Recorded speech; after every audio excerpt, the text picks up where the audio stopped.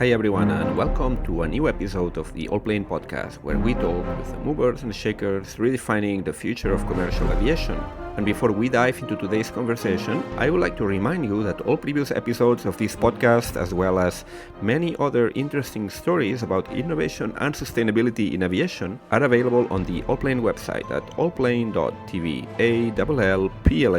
Allplane.tv. And I would also like to invite you to subscribe to our newsletter, which focuses obviously on sustainability in the aviation industry, so you can find the subscription link right on our website. And now it's time for today's episode.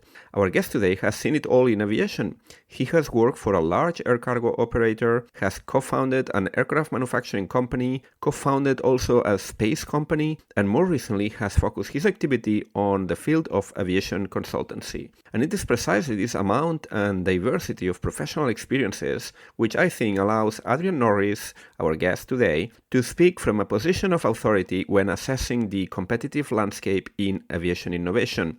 I have long been a fan of Adrian's analysis of specific companies and market segments in fields such as electric and hydrogen aviation, eVTOLs, or the satellite industry. So I thought it would be a good idea to have Adrian on this episode of the pod to talk about some of the most prominent companies in sustainable aviation and advanced air mobility right now. Those that are making headlines pretty much every week and that in some cases are even publicly listed. So in this episode, we are in fact going to attempt to tell apart hype from reality and assess what are the chances that these companies we're going to talk about, and I can tell you already, we're going to name specific firms, what chances do they have of succeeding at what they are doing? But I think it's best if we just go to the core of the matter straight away. And without further ado, I welcome Adrian to the podcast. Hi, Adrian. How are you? I'm very well, thank you, Mikhail. Thank you very much for joining us today here on the podcast from Lyon in the east of France. Beautiful city. You've got quite a long career in aviation that we're going to talk about now. And like every other guest, I would like to maybe first ask you to introduce yourself. And then my goal was to talk a little bit about your views about all what's going on in aviation with innovation and the quest to come up with novel propulsion technologies and more efficient ways to fly.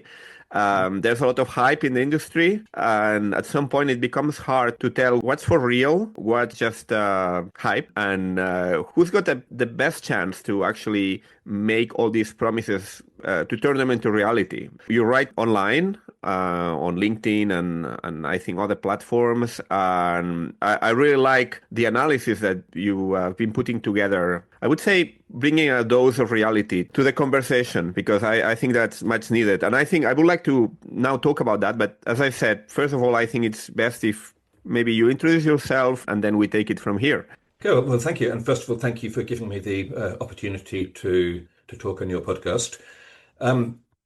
So as you say, I've worked in aviation and in aerospace for quite some time, perhaps with a slightly unconventional career path getting me to where I am today.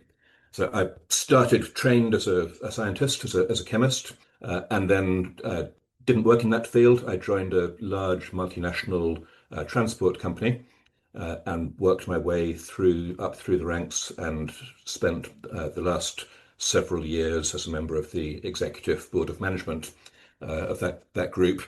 And we had a big worldwide operation, and as part of that, we owned what was at the time Europe's largest cargo airline. So I saw through management discussions aspects of that side of the aviation world.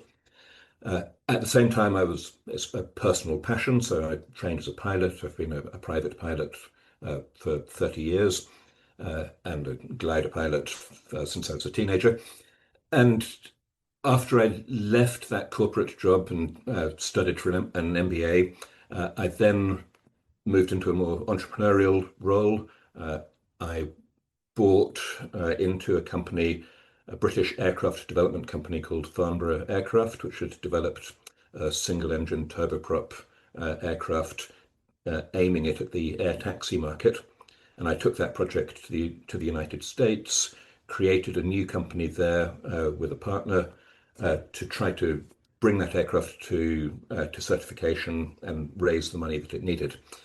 And in the process, learnt a huge amount. We built a company with a lot of engineers working towards a formal FAA Part 23 certification. And yeah, absolutely fascinating experience. I came back to Europe before that company was merged with Eclipse Aerospace, a business jet manufacturer, and unfortunately didn't ultimately succeed the way that we had hoped.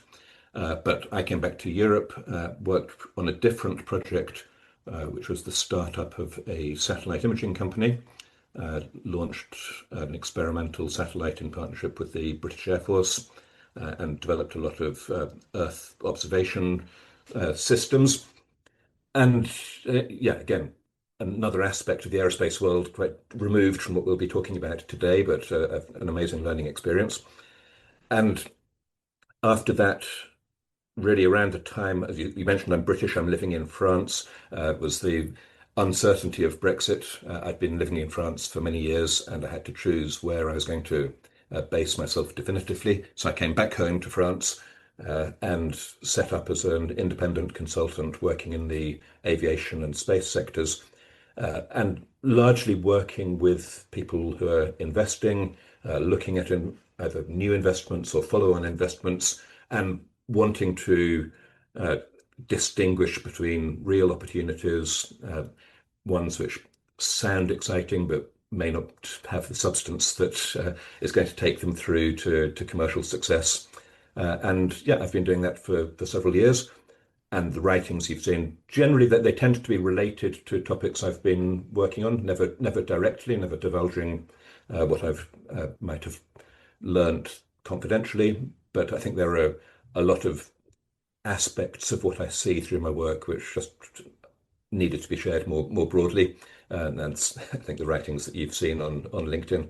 Yeah, indeed. I think it would be interesting to delve a bit more into some of these cases that you've been analyzing closely. You've been in the trenches, so you got experience as an aerospace entrepreneur. You know how hard it is to create a new venture, and particularly in aerospace, and which is a particularly challenging industry because of all the requirements, capital requirements, regulations, and how competitive it is in general.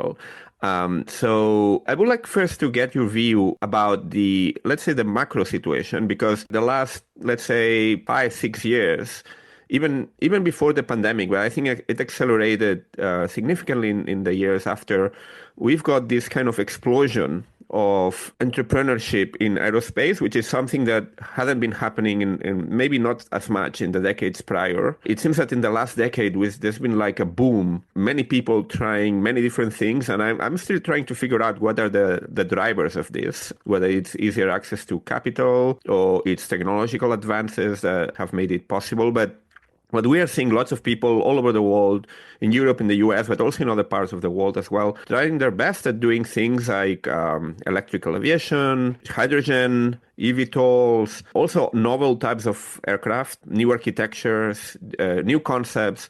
And a lot of this is related to sustainability and kind of the challenge to find cleaner ways to fly. But there's also more generally, I mean, we have things like Jet Zero, for example, coming up with a completely new type of aircraft. Also, people trying things in fields like regional air mobility, new ways of moving around. And it seems that we had that boom, and now we are moving kind of in the opposite direction, like lots of pessimism now about many of these companies just finding out now that it was not as easy as it was expected. Maybe the pendulum is now swinging too much on the other side. I don't know. What's your take? I mean, do you think most of this enthusiasm for new ventures was justified, and how much of that do you think is real and how much is hype? I think it's justified, and I think it was almost always very well intentioned. I think there have been some changes over the last 15, 20 years which make slightly lower the barrier to entry. The software advances, it's easier to work with new concepts without the barriers you faced in the past. New materials are easier to work with. People have seen the evolution of new products like the drones starting at a very small size. And the obvious question is, well, why can't I make that bigger? What happens if instead of a 1 kilogram personal toy, we make it into something which could transport one person, two people, 10 people, which is very understandable. And then we've seen the electric car industry, which I think has been very influential. When 20 years ago, electric cars were a joke, and then with the arrival of Tesla, 15 years or so ago, suddenly people saw that you could have electric power, which was very usable, in some ways better than conventional internal combustion engines. And that married with the other factors, I think, led to this explosion of innovation in electric aviation. And the capital had seen projects like Tesla. It started following some of those early innovations. It's an interesting comparison because both the aerospace and the car industry, they kind of started at a similar time over 100 years ago, like beginning of the 20th century. And about 100 years ago, they were going through a kind of an explosion of entrepreneurship, both. I was reading yesterday, I think there were over 200 car companies in the US in 1925, 100 years ago. Which then in the following years consolidated, and we ended up with, I don't know how many now, I mean, half a dozen or something like that, big car maker, even less. I think there were like 3 big ones, right? Same with aerospace. 100 years ago, there were hundreds of people making planes. And then over the next decades, we ended up with a duopoly, and in military and general aviation, there are a few more, but it's just, we're talking about maybe, I don't know, in the low tens. Now, again, and aerospace, again, it's also going through another cycle of innovation. So it seems like both industries are kind of moving in tandem a little bit. I agree, and I think to the point of the change, the fall in optimism, I think it's the realization of the realities of just how difficult it is to develop and to certify products for aviation. And this is, I've been through this learning myself, of the enthusiasm of getting into an aircraft development company and then having the fortune of working with some incredibly experienced people who'd certified multiple aircraft, and just seeing how fastidious you have to be, how difficult it is, not just to come up with the concept, but then to prove to regulators that it's going to be safe, that it's going to do what you said it was going to do, that you're going to be able to build it repeatedly to exactly the same standards, following a set of documented processes. And it's a lot of work. People rail against certification, but I think it's vital. It keeps us safe as passengers.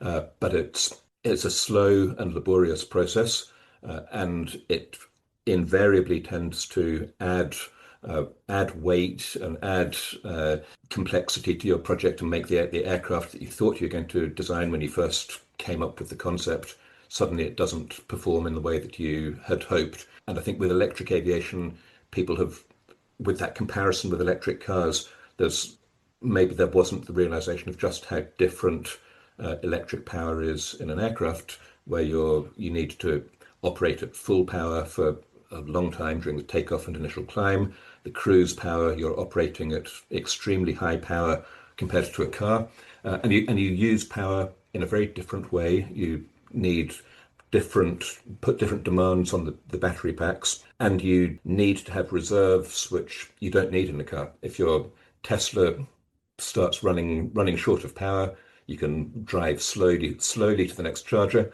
and if the worst case happens, you stop by the side of the road and you wait to be rescued. If you're in an aircraft, it needs to be delivering 100% power right up to the moment before you touch down for the last time on your journey, and that might have been after a diversion because of weather or because of another reason. So what seemed on paper at the outset as being a very feasible concept, which was going to transport people over a reasonable distance, by the time you've factored in the certification demands, catered for different failure modes which might happen, made sure you've got enough battery reserve to cater for any eventualities in any kind of weather that your aircraft might fly in, suddenly you've got a product which is no longer commercially viable. And I think some of the companies that started up have reached that point now that they're into the certification process. It's a lot harder than it initially looked like it was going to be,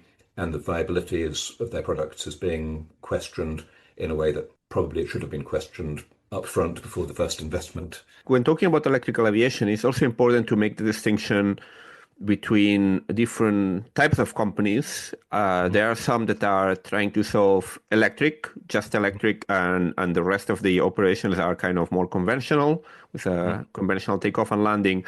There are some other companies, like it's the case of the whole eVTOL ecosystem, where they are trying to solve different things at the same time. They are trying to solve electric, but also the vertical takeoff and landing, which is an extra level of complication, and the use case, which is not well established yet. I mean, it's kind of still an incognita how this use case, the urban air mobility, for example, I mean, again, here we can get into different types of use cases, but one of the primary ones, which is the urban air transport, is not exactly proven, right? I mean, we are trying, they are trying to solve so many different things at the same time.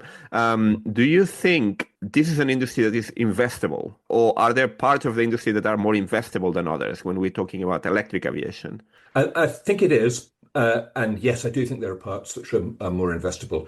If we look at that distinction you made between the more conventional aircraft and the eVTOLs, and start on the more conventional ones, I think we can, if we work from the smallest scale up, I think at the bottom end of light recreational aircraft and training aircraft, I think electrification it makes sense. If you're teaching somebody to take off and land, and they're doing lots and lots of landings in a 1 hour training session, electric power is a good solution. It's an environmentally friendly one. It makes less noise, and it's suited to the power plant. And we've seen aircraft in that category starting to emerge. First with the Pipistrel little trainer, which has been certified. There's in France the Aura Aero, electrifying their little 2-seat integral aircraft. That will probably reach certification within a reasonable time. And I think we will see people at that level of the market succeeding. It's not a market where aircraft companies generally make a lot of money, but it's a product which is going to succeed. As you move up, I think in the larger aircraft, I think there's definitely probably the initial route is with hybridization, and we see that with companies like Electra working on a hybrid aircraft which will do things which some conventional aircraft won't, but it's fundamentally a conventional type of aircraft with the wings and propellers looking outwardly quite similar to turbine or piston engined aircraft. Yeah, we had actually Mark Allen, CEO of Electra, was here on the podcast a few months ago. So we were talking about that. Yeah, I think it's a great company. It's a very niche product, but it will do some really interesting things if they're able to deliver that. Really interesting things which other aircraft can't do.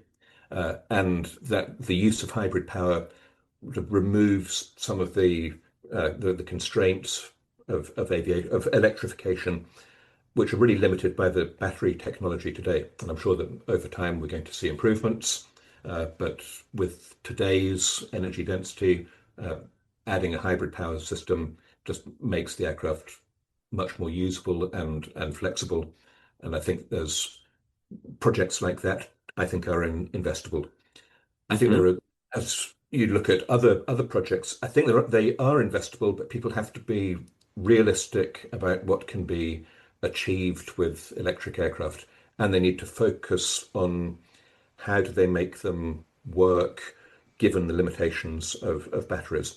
And that means they need to be incredibly efficient. They need to be targeted for use cases which are achievable, relatively short range, relatively low altitude. There's no point in wasting all of your power, electric power, climbing up to a very high altitude, which is something we do in conventional aircraft either to avoid weather, but more often to get the fuel efficiencies which turbine engines have at high altitude.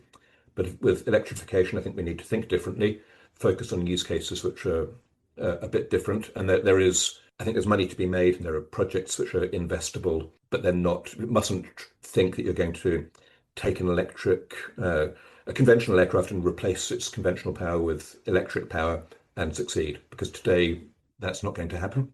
Over time, as the technology improves, I think the range of use cases which can be electrified will increase. But aircraft companies need to be realistic, and investors need to be very realistic about what can be really achieved today. Do you think for a startup in this field, being based in the US confers an advantage because of access to the defense budgets? We're seeing in Europe now there's a drive to increase the defense budgets linked to sovereignty issues and all of that. But still, I mean, the US defense budget is a beast, right? I mean, Yeah, and it provides a lifeline for many companies when they are in the early stages. it does do. Now, I'd be cautious about thinking that it's going to continue providing a lifeline for electric aircraft companies. I think within the military field, people have to be very realistic about what does the military need and how is that compatible with electrification. You're not going to be operating to conflict areas and hoping you're going to find a high voltage charger to make your flight back out again. They need to use more conventional power systems for a lot of their applications. There's also obviously a political change in the US towards attitudes towards electrification, and I think some of the environmentally focused projects may not get the political support that they have done in previous years under the current administration. So it has been an advantage. It is still an advantage, and I think there are many other factors about being based in America other than the military budgets which make it attractive. It's by Indeed, far the world's yeah. biggest aviation market. It's got the easiest access to capital, etc., etc. I mean, there are other factors, and a regulator that has got more experience at certifying aircraft than any other regulator. So. Yeah, indeed. One of the other, let's say, side effects of the U.S. capital markets is that we've got a sample of these companies that have gone public, and we've got access to to some more information about what's going on. So what I was about to suggest is maybe we can look at some of these companies. I would be interested in hearing what you have to say about some of these companies, and what do you think about their chances in a technological and financial sense of making it through. Yeah, shall we do that? I happy to try not to get myself into trouble by saying the wrong Okay. thing. Yes. I would suggest we can maybe batch the companies that we're going to talk about. We can start maybe by electric. Here we have, I would say, two or maybe even three sets of companies. Companies that are doing purely electric. I'm thinking here about companies that are mostly right now developing relatively small aircraft, operating in just conventionally with batteries. Some of them are hybrid, like, for example, Heart Aerospace that started as a pure electric aircraft, but now they switched to a hybrid architecture. Then we have companies that are somewhere in between the, let's say, conventional and eVTOL worlds, like Beta Technologies, now testing conventional takeoff and landing electric aircraft, but they have designs to develop an eVTOL based on that aircraft as well. And then Electra, which is a conventional takeoff and landing, but with some rather special capabilities, very ultra short takeoff and landing, which overlaps a little bit with the use case of vertical takeoff and landing. And then we have all the eVTOL. So some of them are pretty well known. You talk about let's say, the companies that are doing more like general aviation training. We have a company that has gone public recently, Beta Technologies, for example. What's your take? I mean, this is also an interesting case because it's starting with conventional takeoff and landing, battery electric, 100%, with the idea of evolving towards eVTOL. What's your take, and what can you say from the documents that have been made public because of the recent listing? I think it's a really interesting company. I think one of the things which is intriguing is that they really started the other way around. Started with the eVTOL and then moved to the conventional takeoff and landing with an aircraft design which was really very similar to their eVTOL concept, but just didn't have the lifting propellers. And I'm sure there are many more differences than that, but from a outside view, that's how it looks, which I think was a very smart move because eVTOL, the vertical takeoff, is so difficult to develop and to certify, and it needs so much power, which is a problem for electric 100% battery operation. So I think a really good move to move towards the conventional takeoff design. They've got a great team of engineers working for them, and they've demonstrated some flights which are impressive. I've written about Beta Technologies, and so I do have a bit of skepticism that they've raised a tremendous amount of money. I mean, their IPO raised about $1 billion recently. And when you look at the capability of the aircraft, it's still quite marginal. It's got a very small payload range combination. There's not many use cases where people are going to make money from it. You hit right on the nail because I wanted to ask you about that. I have no doubt that it's technically feasible to do what they are doing, but how compelling is the business case for this type of aircraft that they're small, but they are meant to operate in a commercial function. So you have on the passenger side, you would have, in most cases, you would have less than 9 passengers or less than 19 in some cases, or small cargo payload. You have cases like Heart Aerospace, for example, that started with the 19 all electric. Then they made it larger and hybrid because basically they said that they had got feedback saying that it was too small. So is this really a realistic use case other than just a very few small niches in the market? I think it's very difficult. If you look at Beta with their really very small aircraft, they're initially targeting the cargo market. They've got I think it's 1,200 pound payload, so 500, 600 kilograms, and a range of just over 200 miles. Now, I worked in the air cargo industry for a long time, and my experience of that small end of the market is operators are not making much money. They're using aircraft which are cheaper than than Beta's aircraft will be, and they need to get very high utilization out of them to succeed. And they're flying generally at night and in all kinds of weathers to get cargo where it needs to be.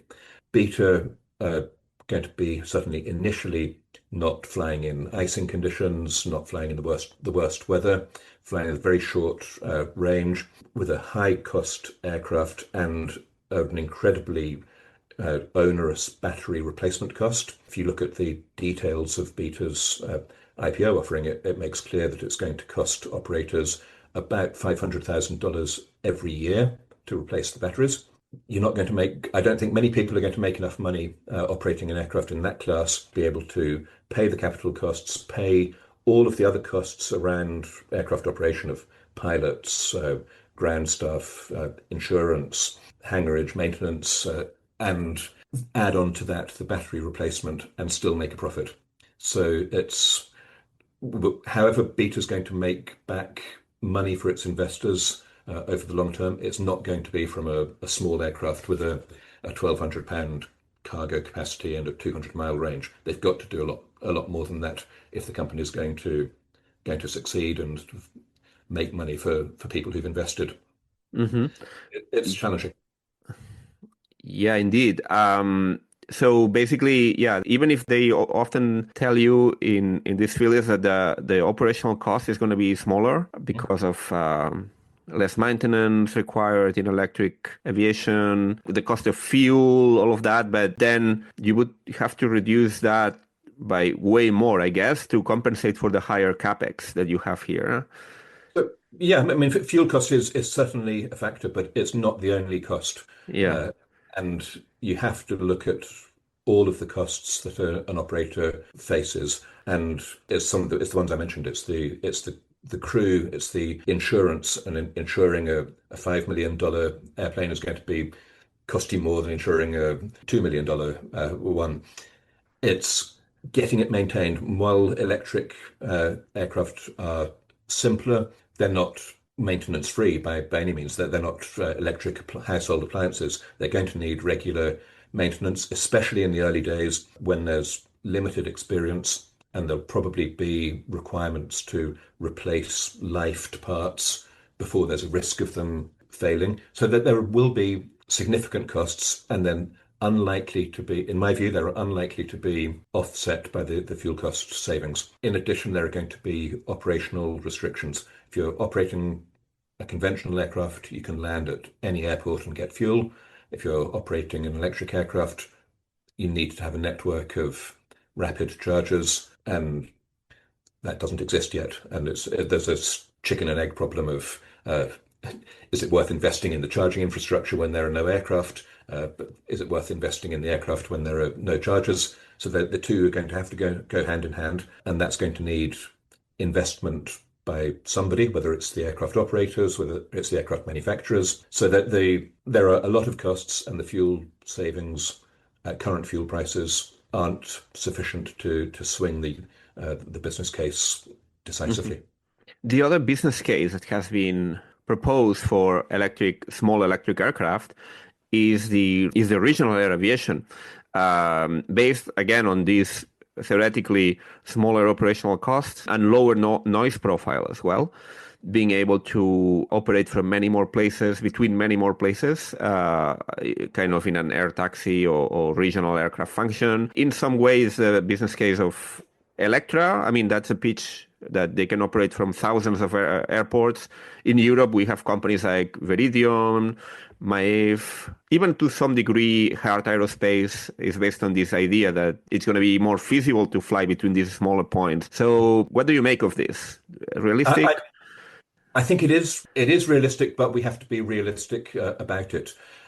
And my thing I would question is, does the lack of that business model today, is that because there aren't suitable aircraft that could fulfill that mission, or is it because of other reasons? And I think we have to be very careful in aviation. We've seen it more than once in the past, of people designing a new type of aircraft and saying, this is going to fill a niche which can't be filled today by any existing aircraft, and therefore we're going to sell a lot of them as a consequence. We saw it with very light jets in the early 2000s.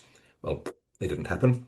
We'll come to eVTOLs later, but with the regional aircraft, there may be cases where it's not feasible to operate a conventional aircraft because of the noise limitations at a certain airport, and it might be feasible to operate an electric aircraft at that airport, but I think that's quite a small number.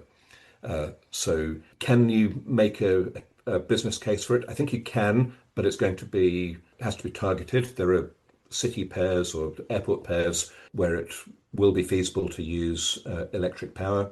There are countries where the zero emissions, or at least zero emissions at the point of use of the aircraft, is a decisive factor in allowing a service to be operated or not, or allowing it to be accepted by the local population.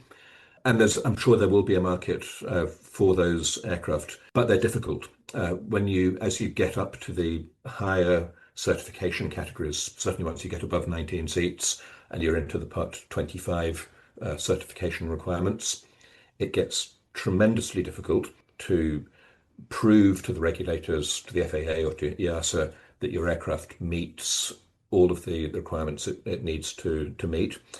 And you need to build in contingencies of being able to divert, being able to fly in bad weather, which eat into the range of the aircraft. And with conventional fuel, that's manageable. With electric power today, it gets very difficult. And if you end up only being able to fly 150 miles, 200 miles, well, there aren't that many cases. Certainly in Europe, there aren't that many cases where it will be quicker to go to an airport, get on a plane to fly 200 miles, and then go by car to your end destination. It's generally going to be quicker to go by train or to go by car than to fly. So it's a difficult market, and the certification requirements and the operating requirements are going to make it hard for people to make money. hmm And again, talking about use cases, eVTOLs, we've got now some data from Mhm. the listings of Archer, Joby. In the UK, there's Vertical Aerospace. Well, I mean, there are a few more contenders, but those are some of the companies that have made more headlines, let's put it this way. Then there's the whole world of the Chinese eVTOLs, which it's a entirely different scene, but also they seem to have been making progress. What do you think is going to happen in this space? I mean, are we going to really see flying taxis? Are these companies going to survive, in your opinion, or consolidate?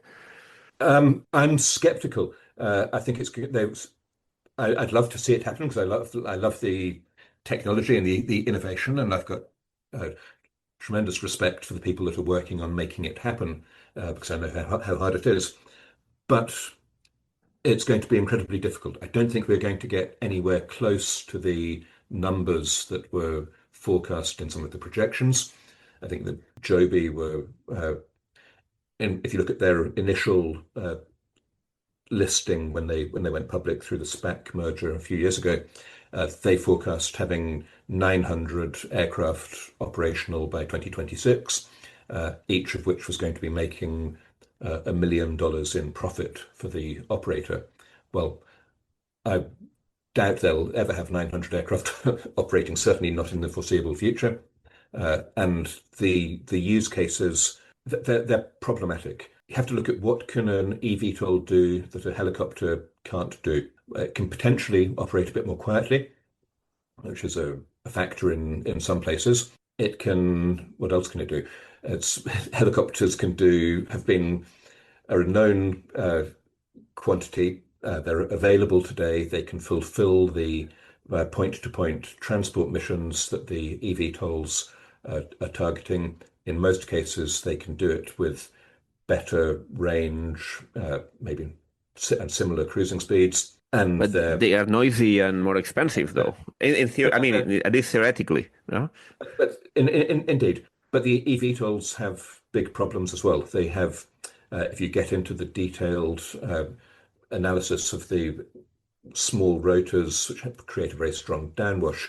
If you look at the risk of vortex ring states, which can mean that the eVTOLs need to have a very shallow approach path, that's not compatible with city center operations.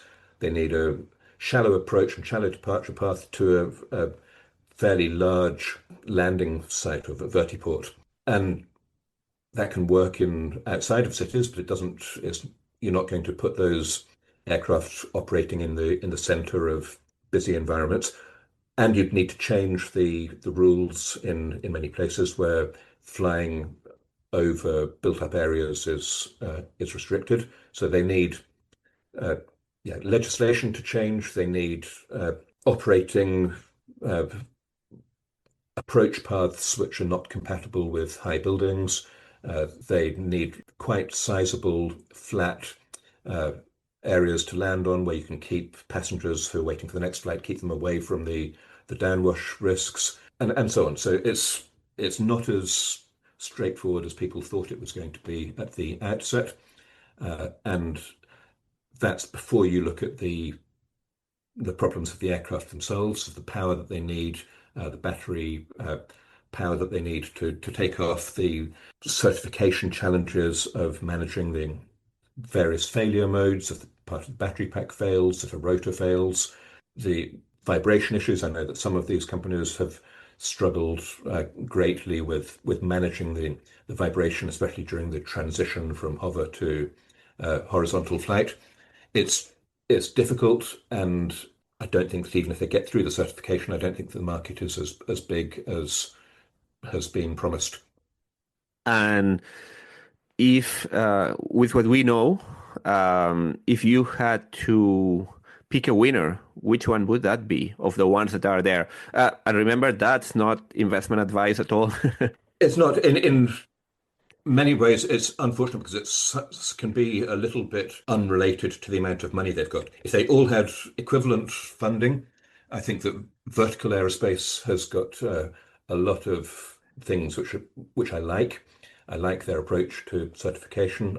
I like uh, the fact that they've chosen to take the hard path of certifying in Europe, where they need to meet much higher requirements than their competitors. And I think that they've achieved a lot on a smaller budget than their American competitors. So I like what they're doing. They suffer from not having raised as much money. I think they were just a bit too late to the SPAC process, and they didn't get as much out of it as Joby, for example. They have quite a few pre-orders, though. They do, and Whether those have come with money or not, that's that's another story. yeah, I think there's a whole other discussion of when is an Yeah. order really an order, and I'm sure that they've got orders from very credible, experienced operators. So that's I think we should Mhm. recognize that and give it value. But it's not enough generally to have an order. You've got to have the money to get through certification and deliver your product. And what about the Jovi versus Archer battle? Do you have a favorite here? No, I think they've both got problems, and I think they're both going to. I that they're both working in the Middle East and promising early passenger flights in the Middle East long before they're certified in the US. I think that is something which a lot of people in the industry are uncomfortable about. That you can try to find a jurisdiction where you can do things which you're not allowed to do in the United States or Europe. I mean, I'd love to see them succeed, but I think that they've both got a lot of challenges. Hmm. There's another field of experimentation, let's put it this way, that has got lots of attention lately, and it seems to have now, and now it seems like the pendulum has swung on the other direction, and that's hydrogen. There was a lot of expectation with hydrogen just a couple of years ago. And now it seems that everyone is becoming very pessimistic about hydrogen, which was always a very complicated proposition to start with. But still, I mean, there are some players there that have also been very prominently out there sharing progress and things they were doing. What's your take about hydrogen? Do you think this is something that is going to happen in the next 10 to 15 years, or it's something for the next century, as I think Safran CEO said the other day in the French Senate? I think it's not going to happen in the next 10 to 15 years. And I think if you say it's going to be the next century, that for most people puts it safely beyond their retirement age and they won't have to ever worry about it. I don't think it will ever happen as a realistic sort of mainstream solution for commercial aviation. The Hmm. challenges are so big, and I think that they fall into so many different areas. The the physics of hydrogen and as a just not something you can get around. It needs a lot of space to store it, whether you're storing it as a gas or a liquid. It's extremely challenging to work with. It leaks through every out of everything you try to hold it in. Hydrogen will try to find a way out. For aviation, it only makes any kind of sense if you're using green hydrogen. There's no point in using hydrogen which is derived from fossil fuels to replace conventional aircraft fuel. So green hydrogen is produced by electrolysis of water. The energy that you need to break apart the water molecule and produce hydrogen is is significant. I think it's for 1 kilogram of hydrogen, you need 39.4 kilowatt hours of electricity, and it will never be less. You can make it more efficient, but it will never, that's a sort of thermodynamic limit which defines how much electricity you need. Then you need to compress your hydrogen or liquefy it and transport it to where it's going to be used, and it's all adds uh, to the cost, to the amount of energy that you're using. It's generally better to use the electricity directly. If you can produce a lot of electricity from a renewable source, well, put it in a wire, send it to somewhere where you can charge a battery and use it directly. Don't, in my view, don't use it to break apart water to make hydrogen, to compress it, to transport that, to then burn it and make water again, or to burn or make electricity again in a fuel cell. You lose at every stage. If we look at the more practical challenges, storage in the aircraft is really problematic. If you Zero Avia have released photographs of the fuel tanks that they used. You can see a fuel tank that they put into their Dornier aircraft with first of all, the original gas storage. And it's a huge tank filling almost to the length of the cabin with a couple of feet or meter, a bit less than a meter diameter. And it's stored the equivalent of, I think, 17 liters of jet fuel. I mean, it was a huge volume being used, and it could be compressed more, it could be made better, but it's never going to be remotely comparable to storing jet fuel. Their later version was a liquid hydrogen tank, which again was a large tank, heavily insulated to keep the hydrogen liquid at minus 253 centigrade. And it had all of the additional components you need around that tank for storing it, for reducing the pressure so that it can be used in a fuel cell. And it fills a large part of the cabin, and it holds, I think, 16 kilograms of hydrogen, which is enough for the equivalent of, I think, 50 kilograms of jet fuel there or thereabouts. So really problematic. If you put hydrogen into a conventional looking aircraft, it will fill the cabin if you're going to have any kind of usable range. You can't put these storage tanks into the wings the way that you put conventional fuel tanks in the wings, because they need armor-plated high-pressure cylinders for gas or heavily insulated cryogenic storage for liquid. It doesn't fit in a thin aircraft wing, and it's hugely problematic. We look at storage of hydrogen at airports, and I could go on and on. If you're storing a few days' supply of hydrogen fuel at a large airport, I mean, we can't imagine just what that's going to look like in terms of large multi-million pound or euro storage tanks full of liquid hydrogen. Yeah, it doesn't work. It's I think an absolute non-starter for mainstream commercial aviation. Whether it's using hydrogen to burn it directly in a jet engine, or whether it's using it in a fuel cell, which has all sorts of challenges of its own. It may be a niche for some small operations, but it's not going to be a major feature. And I'd be bet my reputation on that. Yeah, I was about to ask you about Zero Avia precisely, but you brought it up in this conversation, so I think it's your position in this one is clear then. Yeah. Okay.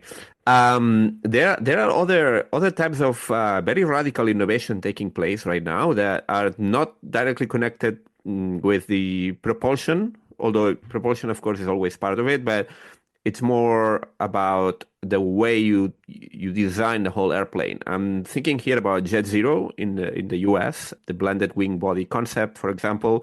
There's another startup in the US that we also had here on the podcast, Nautilus, is also working on a similar type of concept. What do you make of this? Because it seems to be actually very complicated, but it seems that the industry is fully on board with it, and many people are keen to see some radical innovation when it comes to design of aircraft, because we've been basically flying basically the same shape of aircraft for many, many decades now. So people are keen to see something radically new.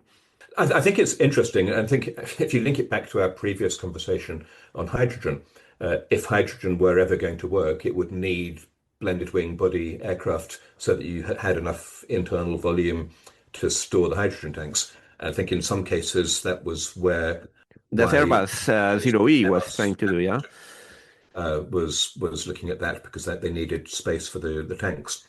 The blended wing body aircraft, they have aerodynamic advantages. They're more efficient, and you can reduce fuel burn. They obviously give you the possibility of doing things with the cabin volume, which you can't do in conventional aircraft. They have challenges aerodynamically with traditionally with stability, but you can work with around that, and there are issues around getting the angle of attack you need to rotate the aircraft on takeoff, which people are looking at quite innovative solutions with on the nose landing gear to use that to help the front of the aircraft up at when it rotates. So that they're interesting. Are they going to be mainstream? I think that they will. I reserve judgment at the moment on them. I think they offer some really interesting possibilities. They come with uh, some problems for certification, for manufacture, and for operation in today's airports, where they're big and they're the wrong shape to fit into the gates which are designed for conventional aircraft. But those are manageable issues. So I think that we probably will see them coming, and I think that the potential efficiency savings that these aircraft give is really interesting and worth pursuing. So yeah, there is an intriguing solution. There's quite interesting. It's a solution which might be coming back to our earlier conversation about electric aircraft, might be applicable there. And there's a very small startup in France which is working on a electric regional air mobility blended wing body concept, and they've flown scale demonstrators, and it's quite interesting. But it gives the efficiency to allow an electric aircraft to have a better range and allows it to store batteries in a way which is not feasible in a conventional aircraft. So it's definitely an area where there is some interesting innovation happening. I think we will see it. I think it will take a long time before it becomes a mainstream replacement to conventional aircraft design. hmm And I would like to wrap it up with two concepts that were a thing in the past and they seem to be making a comeback. One of them is airships. Hmm. So there's quite a few companies now trying to do a new modern technology version of the airship. Do you see this as something that will become a thing? Um, I don't know.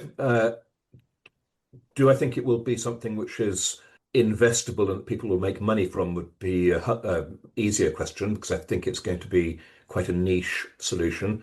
I think that you can see applications where airships, yeah, might work if you're needing to deliver heavy things into remote areas for construction. It's a yeah, it's a possible solution. Uh, are there enough use cases where an airship makes a compelling case to make that something which people should invest in? Uh, it's going to, yeah, that's more difficult. I personally, I would love to see them. I mean, I think they're fantastic machines, and it would be fantastic to see big airships, but they're limited in the conditions that they can fly in. They tend to need a lot of people on the ground to assist in operations, and even if modern systems are very different from the 1930s airships, it's still they need a they do need quite a reasonable sized ground crew. Uh, if you want to store them in a hangar to when there's severe weather coming, well, you need a big a big Yeah. hangar. Can they operate safely in all weather conditions? Well, I think that's a challenge, and can they can do things that conventional aircraft can't, but is there enough demand for that to make it a viable business? I think that's remains to be seen. And last but not least, supersonic. We have Boom Aerospace in the US. There's a couple more companies trying to do supersonic or even hypersonic. Some companies have been talking about developing some hypersonic aircraft. Those companies, I think they have later kind of toned down these claims, and now they are more focused on more like on the defense side of things.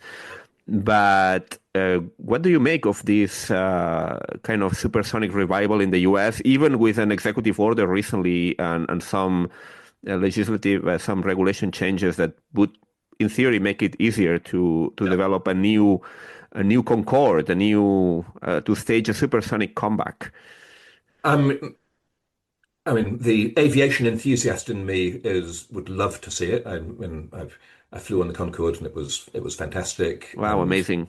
it was yeah. I would love to be able to do it again. From the rational business person in me is more skeptical because the comes back to the same recurring theme of the challenge of getting these things certified, and it's ease technology and experience have made it easier than it was for Concorde back in the 60s and 70s, but it's still a tremendously difficult thing to develop a supersonic aircraft and to demonstrate that it can operate to Part 25 certification requirements and have the level of safety that passengers expect. Then to recoup that investment that you've made to get it certified through sales of an aircraft which has got quite a small passenger capacity, boom, supersonic. I'm not sure how big it is, but it's is it 40 or 50 people, and uh, it's a niche market. There won't be a lot of buyers. It will still be an expensive ticket for customers to travel on these aircraft. So yeah, I'm a bit skeptical that the business case really flies for them. But wouldn't it be the case if one of these companies managed to overcome the regulatory hurdles and get it certified, that all major airlines that are competing for the premium customer would then feel compelled to have it in their offering, because otherwise the competitor would have Yep. something that they don't have. I'm thinking here, I don't know, if United Airlines gets it to fly between London and New York, then BA and American Airlines and Virgin will all feel compelled to have it, because otherwise they will be not competing for that super premium customer anymore.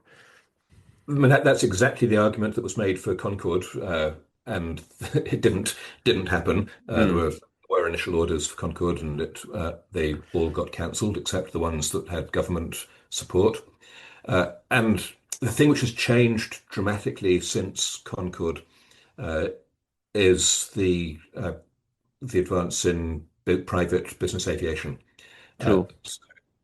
if you're given is There is certainly a market, a group of people who would pay a premium price to cross the Atlantic in 3 hours, but there's a market which didn't used to exist of people that will pay to cross the Atlantic in their Gulfstream or their Boeing business jet.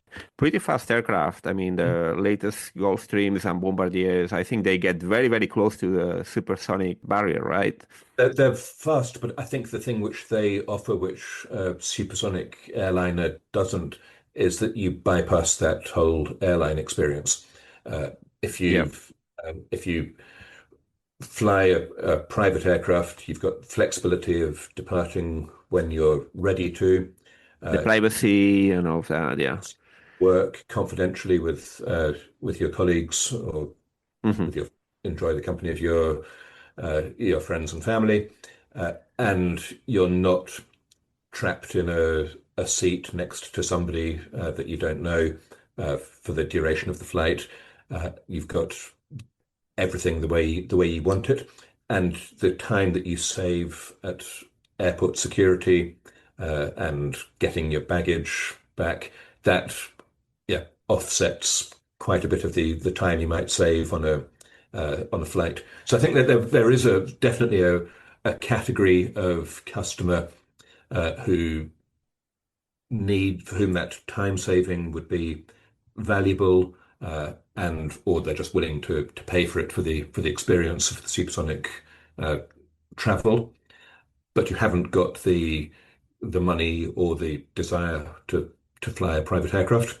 But I think it's quite a small group, and it's going to be difficult for uh, supersonic companies, supersonic airliners, to make money just as it was with Concorde.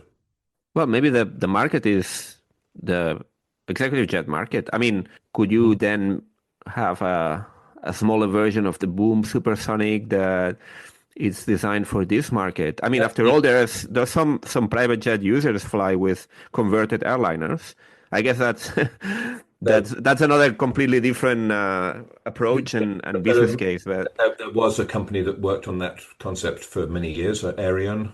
yeah, They were, and yeah, it didn't succeed. Uh, the it's marginal when you look at what tends to work in large, long range business jets. People want comfort and range, uh, and are there enough business jet customers for whom the mission is saving 3 hours on a transatlantic flight? Well, there are some, but yeah, and are there enough to make a business from it? yeah. Yeah. hmm So just to recap, what's your view for the next, let's say, 5 years? What do you see happening in all these different segments that we have seen?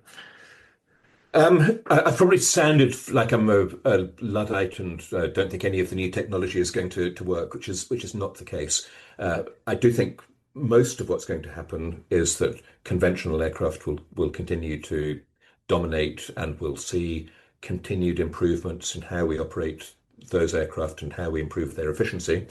I think on the electric aircraft, we will see an increasing uptake of electrification at this smallest end, the recreational end and flight training aircraft, and gradual electrification up to sort of the 19-seat category in the coming years, especially with hybridization. I think we haven't talked much about hybridization, but there are companies doing really interesting things with solutions which are uh, very close to certification. People like Ampere in the US, and I think So, that's got uh, uh, that's a niche which is interesting and is going to develop into a commercially viable solution relatively quickly. mhm, I think it would be interesting to see what happens with battery technology. If we get solid state batteries that are delivering better energy density and sort of removing some of the challenges of electrification today, then I'm sure we will see the regional air mobility class, that sort of lower end of the airline market, electrification will become viable. And will it become viable without that? It's difficult. I think with hybridization, yes. Without hybridization, no. eVTOLs, I'm sure there's so much money has gone into that. I'm sure that one or two of them are going to eventually certify. I think it will take a lot longer than they're saying.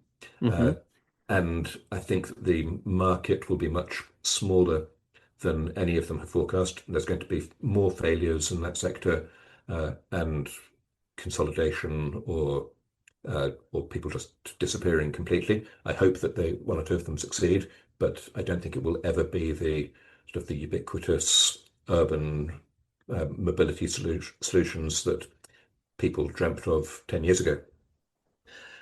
And on hydrogen, I don't think that we'll see hydrogen aircraft. I think that there's technology associated with hydrogen and uh, the electric side of hydrogen, the aircraft which are using fuel cells which need electric motors. I think there's technology which is being developed there which will have a broader application. But the hydrogen side of it, I think it's just got so many challenges, and I don't think it's going to work. I fear that the companies that are working on that are not going to succeed.